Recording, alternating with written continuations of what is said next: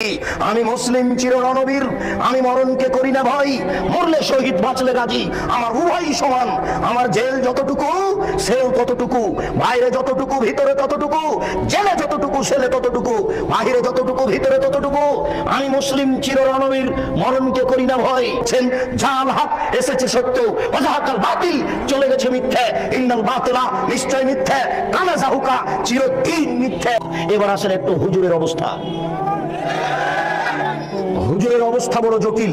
সামাজিক জাহেলিয়াতের চেয়ে হুজুরের অবস্থা অনেক অনেক অনেক বেশি কঠিন। যন্ত্র চলছে। আরে সংসদ ভবনের মমতাজ বেগম ডুবি তবলা দিয়ে জিকির করে আশ্চর্য। আর কোরআন নাকি 30 পারা নয় 90 পারা। 30 পারা হচ্ছে জাহেরি আর 60 পারা হচ্ছে বাতিনি। এরই নাম হচ্ছে ধর্মীয় জাহেলিয়াত। একে ঠেকাবে কে? এই জন্য আপনাকে বলি, এই হিফজখানা বন্ধ করতে হবে। যেখানে কোরআন হাদিস শিক্ষার ব্যবস্থা আছে সেখানে হিফজখানা খুলতে হবে। এই ছেলেটাকে আপনি কেন হাফেজ করলেন? এর বয়স হচ্ছে 16 বছর। মাথায় একটা উঁচু টুপি দিয়েছে, তার উপর একটা রুমাল দিয়ে মানুষের বাড়িতে মিলাদ করে বেড়াচ্ছে, কোরআন মাজিদ পড়ছে আর ভালো কিছু খাবার দিচ্ছে, 200 টাকা পকেটে দিয়েছে। একবারে খুশি হয়ে গেছে, চিৎকার করে আমার বাপের নামে দোয়া করে চলে আসলো। এ জাতি কি করতে পারে? যে চলিসা করে বেড়াই, যে কুলখানি করে বেড়াই, যে মানুষের দোকান উদিয়ে করে আপনার উদ্বোধন করে কোরআন মাজিদ পড়ে, যে মানুষের বাড়ি উদ্বোধন করে কোরআন মাজিদ পড়ে, সে হাফেজ দিয়ে কি হবে? সেই হিফজখানা বন্ধ করতে হবে। এই সামাজিক জাহেলিয়াত, এই ধর্মীয় জাহেলিয়াতের জন্য এই 3 নম্বর শ্রেণীর ছেলে দিয়ে হবে না। একেবারে বলিষ্ঠ কণ্ঠের, একেবারে নির্ভীক সেনা, যার অন্তরে কোনো ভয় ভীতি থাকবে না, যার বিদ্যের সামনে পৃথিবীর কোনো বিদ্যা টিকবে না, জাকির নায়কের মতো পৃথিবীর কোনো বিদ্যা তার সামনে টিকবে না, এবং নির্ভীক সেনা হবে। আমি মুসলিম চিররণবীর, মরণকে করি না ভয়, মরলে শহীদ বাঁচলে গাজী। এই কণ্ঠ নিয়ে যে মাঠে নামবে, সেই জাতির উপকার করতে পারে, সেই এই সামাজিক কুসংস্কার বন্ধ করতে পারে, সেই এই ধর্মীয় কুসংস্কার বন্ধ করতে পারে। তাছাড়া এইসব হাফেজ দিয়ে কাজ হবে না। এ তো মানুষের দোকান উদ্বোধন করে, এ তো মানুষের বাড়ি উদ্বোধন করে। এর দ্বারা শরীয়তের কি আশা করা যেতে পারে? শুনুন, ওই পশ্চিম দিকে গাধাতে ইট বহে। গাধাতে কি বহে? ইট বহে। ভ্যান যেখানে যেতে পারে না, গাধা সেখানে যেতে পারে। অনেকগুলি ইট আপনি গাধার উপরে চাপিয়ে দিয়েছেন, এরপরে যেখানে নামাতে হবে সেখানে গাধা চলে গেল। এবার আপনি কি করেছেন? আপনি বইয়ের দোকানদার, অনেকগুলি কোরআন মাজিদ তার উপরে তুলে দিয়েছেন, ও চলে গেল আপনার কোরআনের দোকানে। তো গাধা কি জানতে পারলো যে এখন কোরআন না ইট? ও তো জানতে পারলো না যে আমার পিঠে কোরআন আছে না ইট আছে। তো যেই ব্যক্তি শুধু কোরআন মুখস্থ করলো, দাওয়াত খেয়ে বেড়ালো, এ তো বুঝতে পারলো না যে কোরআন, এই কোরআনের ভিতরে আছে। জাল হক এসেছে সত্য, ওয়াজাহাকাল বাতিল চলে গেছে মিথ্যে। ইন্নাল বাতিলা নিশ্চয় মিথ্যে, কানা জাহুকা। এই দেশের জাহেলিয়াতকে লাথি মেরে ডুবিয়ে দিতে চাই, এই দেশের অন্যায়কে যে কোনো মূল্যে উৎখাত করতে চাই। আল্লাহ, তুমি বড় দয়াবান, তুমি বড় রহমান, তুমি বড় ক্ষমাশীল, তুমি বড় শক্তিশালী। তোমার শক্তির দরবারে আশাধারী হয়ে বলছি, আমি বন্ধা হলে কি হবে? আমার স্ত্রী বন্ধা হলে কি হবে? আমার বয়স 80 হয়েছে, তাতে কি হবে? আমার স্ত্রী বন্ধা হলে কি হবে? এমন একটি ছেলে তুমি দান করো, যেই ছেলে এরকম বিদ্যা অর্জন করবে এবং যে কোনো অন্যায়ের বিরুদ্ধে লড়ে পড়বে, জেল সুলি ফাঁসির 5 পয়সা দাম দিবে না। এরকম ছেলে একটা তোমার দরবারে দাবি রেখে সামনের দিকে আগাচ্ছি। আলেমদের অবস্থা। আনাস রাদিয়াল্লাহু তাআলা আনহু বলেন, রাসূল সাল্লাল্লাহু আলাইহি ওয়াসাল্লাম বললেন, রাআইতু লাইলাতান উসরিয়া বি, আমি এক রাতে একদা আমি নিজেকে দেখলাম জিবরাইল আমাকে উপর দিকে নিয়ে চলে যাচ্ছেন। আমাদের নবী বলছেন, জিবরাইল একদা আমাকে উপর দিকে নিয়ে চলে যাচ্ছেন। যেতে যেতে দেখি অনেক মানুষ, তুকরাজো সাফাহুম বিমাকারে জামিনান নার, যাদের ঠোঁট এবং জিহ্বাকে আগুনের কেচি দিয়ে কেটে দেওয়া হচ্ছে। আমি বললাম, জিবরাইল মান হাউলাই, এরা কারা? হায় হায়, যাদের ঠোঁট এবং জিহ্বাকে আগুনের কেচি দিয়ে কেটে দেওয়া হচ্ছে, এরা কারা? তখন জিবরাইল আলাইহিস সালাম বললেন, হাউলাই খুতুবাউ মিন উম্মাতিক, এরা হচ্ছে আপনার উম্মতের বক্তা, যারা বক্তৃতা করে বেড়ায়, তাদের ঠোঁট এবং জিহ্বাকে আগুনের কেচি দিয়ে কেটে দেওয়া হচ্ছে। বারবার বলছে কোরআন শরীফ, অথচ কোরআন শরীফ হবে না, কি হবে? কোরআন মাজিদ। তাহলে বক্তা দিয়ে কি হতে পারে? কোরআন মাজিদের শেষে যে দোয়া আছে 1 পৃষ্ঠা, সেটাও মানুষ রচিত। তাহলে আলিম দিয়ে কি হতে পারে? কোরআন তেলাওয়াত শেষে সাদাকাল্লাহুল আযীম বললে এই আলেম দিয়ে কি হতে পারে? যে ব্যক্তি মানুষের মতামতকেই বলে চূড়ান্ত, সেই ব্যক্তি দিয়ে কি হতে পারে? আল্লাহ রাসূল বলছেন, আমি দুনিয়া থেকে চলে গেলাম, দুটি জিনিস রেখে গেলাম, কোরআন এবং আমার হাদিস। কি করে ব্যক্তির কথা এখানে আসতে পারে? বড় হুজুরের কথা কি করে আসতে পারে? পীর সাহেবের কথা কি করে আসতে পারে? বুজুর্গানের দিনের কথা কি করে আসতে পারে? পৃথিবীর কোন মানুষের কথা গ্রহণীয় হবে না, শুধুমাত্র একজন মানুষের কথা গ্রহণীয় হবে, যার নাম মুহাম্মদ সাল্লাল্লাহু আলাইহি সাল্লাম। তিনি বলছেন, শোনো, লাউ কানা মূসা হাইয়ান, আজ যদি মূসা আলাইহিস সালাম জীবিত হন, পীর সাহেব তো দূরের কথা, বড় হুজুর তো দূরের কথা, বুজুর্গানের দিন তো দূরের কথা, এখন যদি মূসা আলাইহিস সালাম জীবিত হন, তারাক্তুমুনি, যদি তোমরা আমাকে ছেড়ে দাও, লাত্তাবাতুমুহু, আর তোমরা যদি মূসাকে গ্রহণ করো, তাহলে তোমরা লাসলাউতুম, ভ্রান্ত হয়ে যাবে, তোমাদেরকে জাহান্নামে যেতে হবে।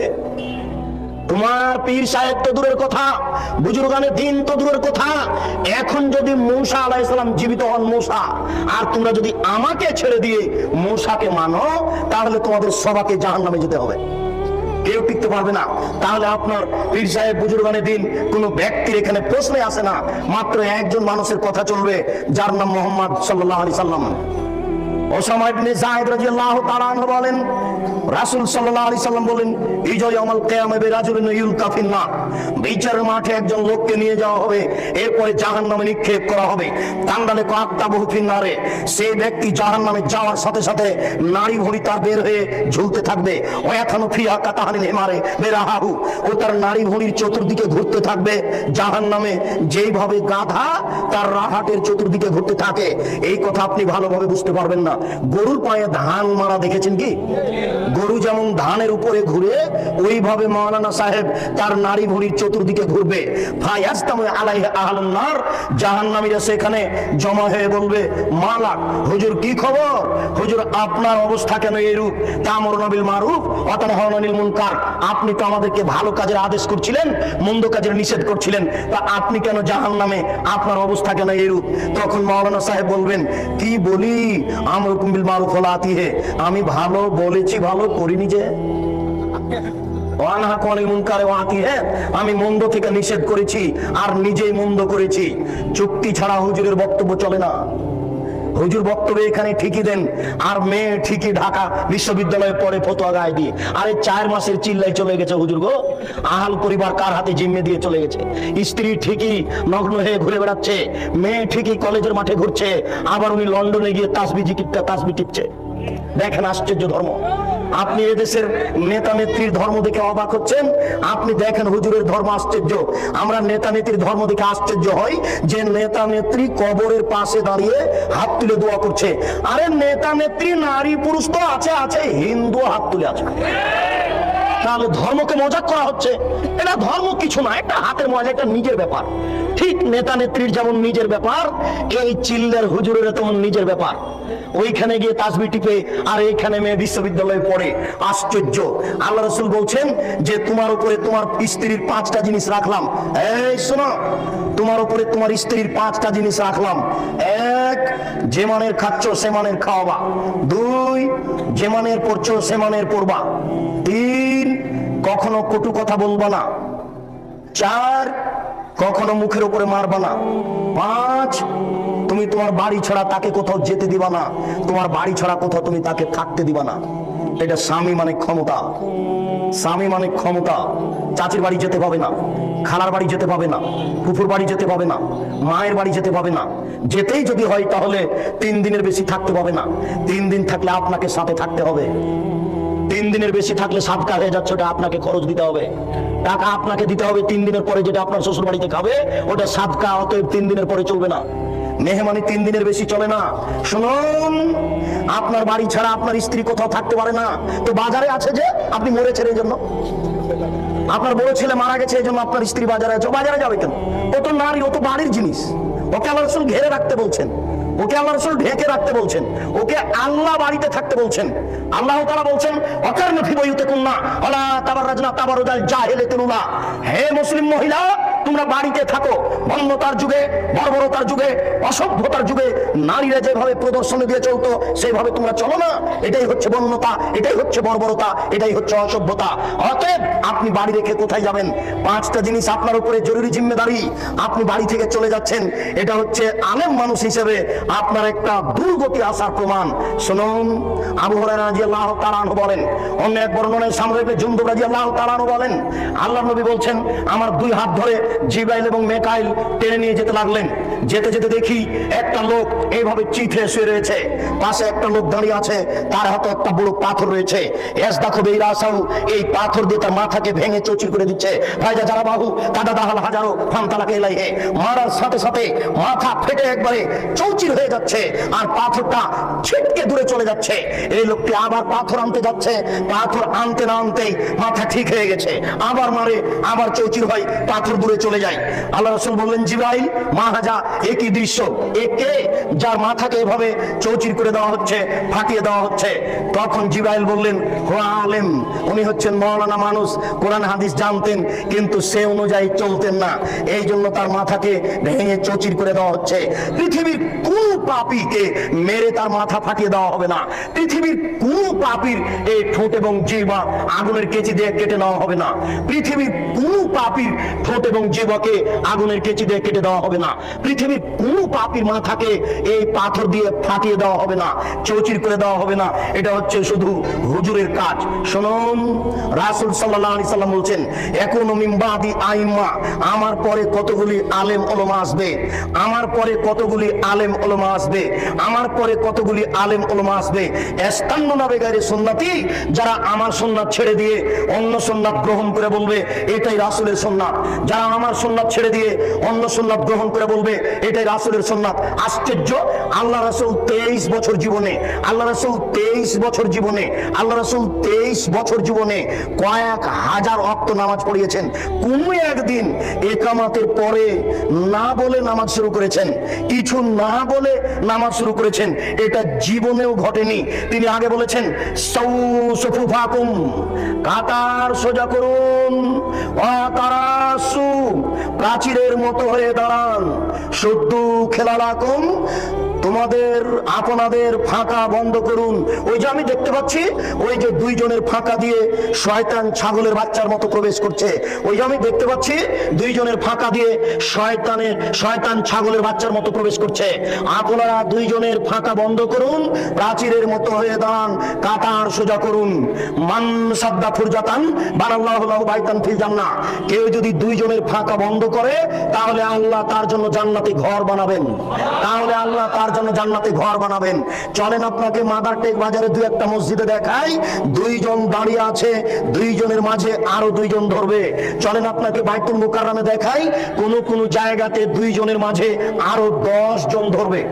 ওইদিকে ইমাম সাহেব এই ইমামের জায়গাতে আসতেই বলছে যে কাতার সোজা করুন। আল্লাহর মুখখানে বলিয়ে নেয় যে একামত দেন, এই কথা বলে না, ও বলছে যে কাতার সোজা করুন, অথচ তাকে বলতে হবে একামত দেন। এরপরে ওখানে যাবে, একামত চলতে থাকবে, মুসল্লিদের মুখ করে মুখে মুখে দাঁড়িয়ে থাকতে হবে, আর বলতে হবে কাতার সোজা করুন, প্রাচীরের মতো হয়ে দাঁড়ান, 2 জনের ফাঁকা বন্ধ করুন। এক পর্যায়ে পশ্চিমমুখী হয়ে আল্লাহু আকবার বলে নামাজ শুরু করতে হবে। কত বড় জাহিল, কত বড় অজ্ঞ, কত বড় জাহিল, কত বড় অজ্ঞ হুজুর! আরে জিন্দেগিতে একবারও বলে না, একবারও বলে না। আজ থেকে আপনি পরীক্ষা করুন, এখন যে ফজরের নামাজে পরীক্ষা করুন, আশ্চর্য, অবাক হতে হয়। আল্লাহ রাসূল বলছেন, থামের ভিতরে দাঁড়াবা না, লাইনের যেন বিচ্ছিন্নতা না আসে, থামের ভিতরে দাঁড়াবেন না, পায়ার মাঝে দাঁড়াবেন না, যেন কাতারের ভিতরে বিচ্ছিন্নতা না আসে। কেউ যদি ওই পায়ার মাঝামাঝিতে দাঁড়িয়ে গেছে, তখন সাহাবীগণ তাকে ধাক্কা দিয়ে আগে এবং পিছে করে দিয়েছেন। ওরে হুজুর, কত বড় জাহেল! ওই কাতারের মাঝে এইভাবে রেখেছে জুতা স্যান্ডেলের বাক্স। দেখেন আপনি এই বাজারে, এই শহরে কত মসজিদ এইভাবে আছে। আল্লাহর নবী বলছেন, এক শ্রেণীর মাওলানা আলেম ওলামা বের হবে, যারা আমার সুন্নাত ছেড়ে দিয়ে অন্য সুন্নাত ধরে বলবে এটাই রাসূলের সুন্নাত। লাখো সুন্নাতকে তারা কবর দিচ্ছে, যেটা রাসূলের নয়, রাসূলের যেটা আছে সেটাকে কবর দিয়ে অন্য একটা বানিয়ে চলেছে। আশ্চর্য, আপনাকে একটু বলতে হয়, আশ্চর্য, আপনাকে একটু বলতে হয়। আমাদের নবী বৃহস্পতিবার এবং সোমবার রোজা থাকতেন। কেন জানেন? আমাদের নবী বৃহস্পতিবার এবং সোমবার রোজা থাকতেন এই জন্য যে সাপ্তাহিক রিপোর্ট পেশ করা হয় বৃহস্পতিবার আর সোমবার। আমাদের নবী মুহাম্মদ সাল্লাল্লাহু আলাইহি ওয়াসাল্লাম চাইতেন যে যখন আমার রিপোর্টটা পেশ করা হবে তখন আল্লাহ দেখুক যে আমি রোজা আছি। আমার রিপোর্টটা যখন পেশ করা হবে তখন আল্লাহ দেখুক যে আমি রোজা আছি, এটা তিনি চাইতেন। এই জন্য বৃহস্পতিবার সোমবার সিয়াম পালন করতেন। বুঝাতে পেরেছি কি? বাৎসরিক রিপোর্ট পেশ করা হয় শাবান মাসে, বাৎসরিক রিপোর্ট পেশ করা হয় শাবান মাসে। আমাদের নবী মুহাম্মদ সাল্লাল্লাহু আলাইহি ওয়াসাল্লামের জানা ছিল না যে শাবান মাসের কোন দিনে রিপোর্ট পেশ করা হয়। এই জন্য আয়েশা রাদিয়াল্লাহু তাআলা আনহা বলছেন যে ওই দিনটাকে ধরার জন্য আল্লাহ রাসূল পুরো শাবান সিয়াম পালন করতেন, তবে শাবানকে রমজানের সাথে লাগিয়ে দিতেন না। উম্মু সালামা রাদিয়াল্লাহু তাআলা আনহা বলেন আমাদের নবী মুহাম্মদ সাল্লাল্লাহু আলাইহি ওয়াসাল্লাম পুরো শাবান সিয়াম পালন করতেন, তবে শাবানকে রমজানের সাথে লাগিয়ে দিতেন না। কেন? তিনি ভাবতেন এই দিনটা আমাকে ধরতেই হবে। বাৎসরিক যখন রিপোর্ট পেশ করা হবে তখন আল্লাহ দেখুক যে আমি রোজা আছি। বাৎসরিক যখন রিপোর্ট পেশ করা হবে তখন আল্লাহ দেখুক যে আমি রোজা আছি, এটা দেখানোর জন্য তিনি শাবান মাসে বেশি বেশি রোজা রাখতেন। ভারত, বাংলাদেশ, পাকিস্তানের এই সব হুজুরেরা জাহেলের পরিচয় দিয়ে কিভাবে কিভাবে জেনে নিল সেদিন 15ই শাবান। ভারত, বাংলাদেশ, পাকিস্তানের হুজুরেরা কিভাবে কিভাবে জেনে নিল সেদিন হচ্ছে 15ই শাবান। তাই তারা কলকারখানা, অফিস, আদালত, কোর্ট কাচারি, শিক্ষা প্রতিষ্ঠান বন্ধ করে রাতে গোসল করে আতর গোলাপ মেখে দিনে রোজা থাকে। অসম্ভব হতে পারে না। আল্লাহ রাসূল বললেন আমার সুন্নাত ছেড়ে দিয়ে তারা অন্য সুন্নাতকে ধরে বলবে এটাই রাসূলের সুন্নাত। প্রায় পুরো শাবান সিয়াম পালন করা হচ্ছে রাসূলের সুন্নাত, আর একদিন সিয়াম পালন করা হচ্ছে ভারতের সুন্নাত, মানুষের সুন্নাত। 27শে রজব কোরআন মাজিদ নাজিল হয়েছে, আল্লাহ রাসূল গেছিলেন মেরাজে। এই কথার ভিত্তিতে মেরাজের দিন রোজা রাখতে হবে এটা মিথ্যে। কোরআন মাজিদের আয়াত পেশ করা হচ্ছে মিলাদের জন্য 4টে। আল্লাহ মিলাদ করেছেন, নবী মিলাদ করেছেন, সাহাবীগণ মিলাদ করেছেন। কত বড় ডাহা মিথ্যে কথা সাহাবীদের উপরে। এগুলো সব বাতেনি কোরআন, এগুলো হচ্ছে বাতেনি বানাওয়াট কথা। অসম্ভব হতে পারে না। শুনুন, 27শে রজব রোজা হতে পারে না, 15ই শাবান রোজা হতে পারে না। এইগুলি হচ্ছে রাসূলের সুন্নাতকে ছেড়ে দিয়ে অন্য সুন্নাত গ্রহণ করা, রাসূলের আদর্শকে ছেড়ে দিয়ে অন্য আদর্শ গ্রহণ করা। তাই রাসূল সাল্লাল্লাহু আলাইহি সাল্লাম বলছেন ফীহিম রিজালুন, এই আলেমদের মধ্যে কতগুলি আলেম হবে কুলুবুহুম কুলুবুশ শায়াতিন, শায়াতিন ফি জুসমান ইনসিন, এদের অন্তর হবে শয়তানের অন্তর, এদের দেখতে লাগবে মানুষ। এদের অন্তর হবে শয়তানের অন্তর, এদের দেখতে লাগবে মানুষ। এদের অন্তর হবে শয়তানের অন্তর, এদের দেখতে লাগবে মানুষ। আল্লাহর রাসূল এক শ্রেণীর আলেমকে শয়তান বললেন। আল্লাহ রাসূল এক শ্রেণীর আলেমের জিহ্বা কেটে নেওয়া হবে এই কথা বললেন। এক শ্রেণীর আলেমকে জাহান্নামে নিক্ষেপ করা হবে, তার নাড়ি ভুঁড়ি বের হয়ে ঝুলতে থাকবে এই কথা বললেন। এক শ্রেণীর আলেমকে একবারে চিৎ করে ফেলে দিয়ে মাথা ফাটিয়ে চৌচির করে দেওয়া হবে এই কথা আল্লাহ রাসূল বললেন। প্রায় হাদিসগুলি বুখারী মুসলিমের। আপনাকে আমি এই অংশে দেখালাম সামাজিক জাহেলিয়াত আর আলেমদের জাহেলিয়াত। অতএব সামাজিক জাহেলিয়াত ঠেকানো যেমন জরুরি, আলেমদের জাহেলিয়াত তেমন ঠেকানো জরুরি। কে সব জাহেলিয়াত ঠেকাবে? হুজুর, আপনি টুঙ্গির মাঠে লক্ষ লক্ষ জনগণকে নিয়ে হাত তুলে দোয়া করছেন। আপনার কথা তো খুব ভালো লাগে যখন আপনি বলেন সুবহানাল্লাহ বললে এত নেকি হয়, আলহামদুলিল্লাহ বললে এত নেকি হয়, আল্লাহু আকবার বললে এত নেকি হয়, সুন্দর করে ওযু করে 2 রাকাত নামাজ পড়লে অতীতের সব পাপ ক্ষমা হয়ে যায়। আপনার ভালো কাজের আদেশ তো খুব মিঠে লাগলো। আপনি যখন হাত তুলে দোয়া করছেন তখন এই দেশের নেতা নেত্রী সামনে আছেন, এই দেশের লাখো লাখো জনগণ সামনে আছে। আপনি হাত তুলে দোয়া করার পূর্বে বলবেন শুনুন দেশবাসী, দেশের নেতা নেত্রী শুনুন, মহান আল্লাহ যেখানে ভালো কাজের আদেশ করতে বলেছেন সেখানে মন্দ কাজের নিষেধের কথা বলেছেন। অতএব আমি টুঙ্গির মাঠে মন্দ কাজের নিষেধ করো তো বলতে চাচ্ছি। আলী রাদিয়াল্লাহু তাআলা আনহু বলেন, রাসূল সাল্লাল্লাহু আলাইহি সাল্লাম বলেন আলী লা তাদুতিম সালান ইল্লা তামাস্তাহু, আলী তুমি ছাড়বে না কোনো ছবি মূর্তি, সবকে ভেঙে খান খান করে দাও। ওলা কাবরান মুশরিফান ইলা সাইতাহু, ছাড়বে না তুমি উঁচু কবর, সবকে ভেঙে সমান করে দাও। অতএব আমি হাত তুলে দোয়া করার পূর্বে মন্দ কাজের নিষেধ করো তো বলতে চাচ্ছি 24 ঘন্টার মধ্যে বাংলাদেশে যত উঁচু কবর রয়েছে, শাহজালাল সিলেটি, শাহপরান, গোলাপ শাহের মাজার আর আপনার শাহ নিয়ামতুল্লাহ কবর আর যত উঁচু কবর আছে সবকে ভেঙে দিতে হবে। এই দেশে যত ছবি মূর্তি আছে 24 ঘন্টার মধ্যে সবকে ভেঙে দিতে হবে। মন্দ কাজের নিষেধ শুনুন দেশবাসী, দেশের নেতা নেত্রী, আমি হাত তুলে দোয়া করার পূর্বে মন্দ কাজের নিষেধ করো তো বলতে চাই। টাঙ্গাইলের পতিতালয় বন্ধ করতে হবে, ফরিদপুরের পতিতালয় বন্ধ করতে হবে। বাংলাদেশের মাটিতে 24 ঘন্টার মধ্যে যত পতিতালয় রয়েছে সব বন্ধ করতে হবে। আমি মন্দ কাজের নিষেধ করতে বলতে চাচ্ছি, বাংলাদেশে যত ব্যাংকিং ব্যবস্থা রয়েছে 24 ঘন্টার মধ্যেই সুদী ব্যাংকিং ব্যবস্থা বন্ধ করতে হবে। হুজুর মন্দ কাজের নিষেধ পান না খুঁজে, ভালো কাজের আদেশ তো সহজেই করা যায়। সুবহানাল্লাহ বললে এত নেকি হয়, আলহামদুলিল্লাহ বললে এত নেকি হয়, আল্লাহু আকবার বললে এত নেকি হয়, সুন্দর করে ওযু করে 2 রাকাত নামাজ পড়লে অতীতের পাপ ক্ষমা হয়ে যায়। ভালো কাজের আদেশ করা সহজ, মন্দ কাজের আদেশ করা সহজ নয়, মন্দ কাজের নিষেধ করা সহজ নয়। এই জন্য লোকমান হাকিম তার ছেলেকে বলছেন, আব্বু ওয়া'মুর বিল মারুফ ওয়া নাহি আনিল মুনকার, বেটা ভালো কাজের আদেশ করো, মন্দ কাজের নিষেধ করো। বেটা মন্দ কাজের নিষেধ করলে জেল সুলি ফাঁসি হবে, ওই সময়তে ধৈর্য ধারণ করিও। মন্দ কাজের নিষেধ করলে জেল সুলি ফাঁসি হবে, মন্দ কাজের নিষেধ করলে ধৈর্য ধারণ করিও। ইমাম আবু হানিফার ইতিহাস পড়ে শেষ করলেন, ইমাম আহমদ ইবনে হাম্বলের রাহিমাহুল্লাহর ইতিহাস পড়ে শেষ করলেন, কিন্তু তার চরিত্র, তার দাম্ভিকতা, সাহসতা নিজের ভিতরে নিয়ে আসার চেষ্টা করলেন না। শুনুন দেশবাসী, একটা কথা মনে রাখবেন, মহান আল্লাহ বলেন, ইয়া আইয়ুহাল্লাযীনা আমানু আতিউল্লাহ ওয়া আতিউর রাসূল ওয়া লা তুবতিলু আমালাকুম, হে পৃথিবীর বিশ্বাসীগণ, তোমরা আল্লাহকে মান্য করো, রাসূলের আনুগত্য করো, তোমাদের আমল বাতিল করো না। শুনুন উপস্থিত বৈঠকের দিনী মুসলিম ভাই বোন, আল্লাহ তাআলা 1 নম্বর আয়াতে বলেছেন, আল্লাহকে মান্য করুন, রাসূলের আনুগত্য করুন, তোমাদের আমল বাতিল করো না। আল্লাহ তাআলা বলেন, আল্লাহকে মান্য করা মানে শিরক করা যাবে না, রাসূলের আনুগত্য মানে কোনো বেদাত কাজ করা যাবে না।